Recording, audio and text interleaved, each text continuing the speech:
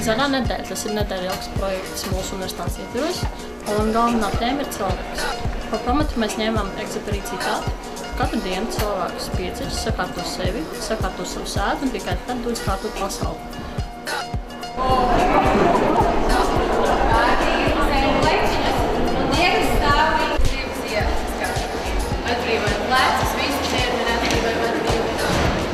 Un šīs nedēļas ietvaros katru dienu mēs kārtosim gabaliņu no sevis.